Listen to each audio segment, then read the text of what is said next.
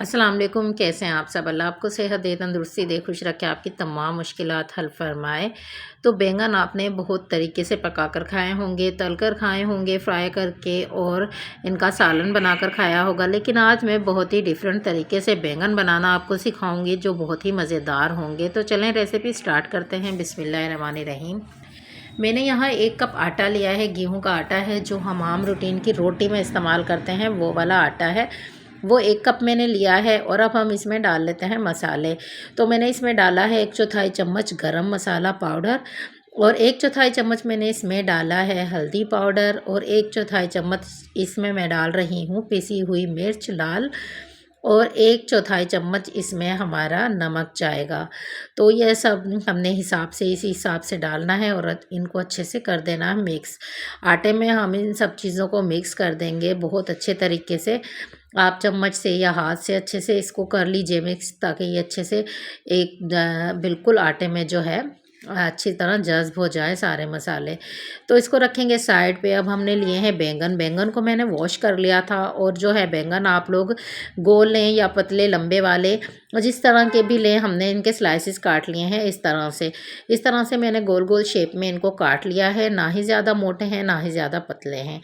अब हमने जो आटा बनाकर रखा था मसाले वाला, उस आटे में हमने इनको अच्छे से डिप करना है। इस तरह से इसको अच्छे से चारों तरफ से कोट कर देना है और इसको रखते जाना है। अच्छे से सारे जो हैं बैंगन के स्लाइसेस हमें इस तरह से कोट करके रख देने हैं प्लेट में एक तरफ। और जब हम इनको कोट करके रखेंगे तो ये खुद ब खुद पानी थोड़ा सा रिलीज़ करेंगे, जिनसे ये थोड़े थोड़े सा इनमें जो हमने बैटर लगा के रखा है आटे वाला, वो जज्ब हो जाएगा। इसलिए हमने इसको 15 मिनट के लिए ऐसे ही छोड़ देना है, फ़ौरन फ्राई नहीं करना। 15 मिनट के लिए हम इसको छोड़ देंगे, स्टे देंगे, ताकि इसका जो पानी है खुद में ही जज्ब हो जाए और ये मसाला अच्छे से इसके अंदर ऑब्ज़र्व हो जाए। तो 15 मिनट के लिए इसको रख देते हैं। तो चलें हम अपनी तैयारी करते हैं। पैन गरम हमने कर लिया है, और फिर हमने पैन में डाला है तकरीबन 1.5 या 2 चम्मच आप लोग ऑयल डाल लीजिए, और उसको फैला लीजिए। ज़्यादा इसमें ऑयल नहीं जाएगा। और इसको जो है हल्का सा आंच पर रखें।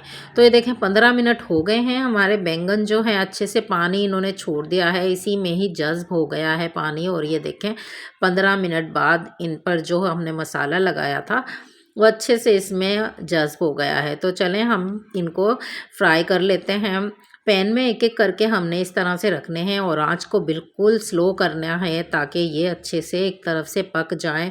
और बहुत अच्छे से हमने इनको पकाना है, ये बहुत क्रिस्पी बनेंगे, और जो है इनको पकोड़ों की तरह खाने में बहुत ज़्यादा मज़ा आएगा। तो ये देखें हमने सारे रख दिए हैं, और अब जो है मैंने इनको पलट दिया था, वो वीडियो मुझसे स्किप हो गई है।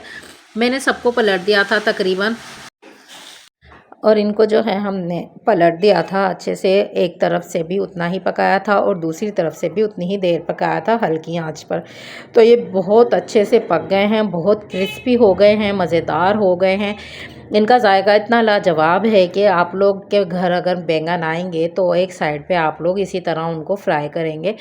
तो ये देखें दूसरी तरफ से भी हमारे अच्छे से पक गए हैं। अब हम इनको निकाल लेते हैं प्लेट में। तो ये देखें मज़ेदार से बैंगन इस तरह से आपने कभी बनाकर नहीं खाए होंगे। मेरे कहने पर एक दफ़ा तो ज़रूर ट्राई कीजिएगा, बहुत मज़ेदार बनते हैं, स्पाइसी क्रिस्पी, और इतने क्रिस्पी बनते हैं कि आप लोग इसको बार बार बनाने पर मजबूर हो जाएंगे।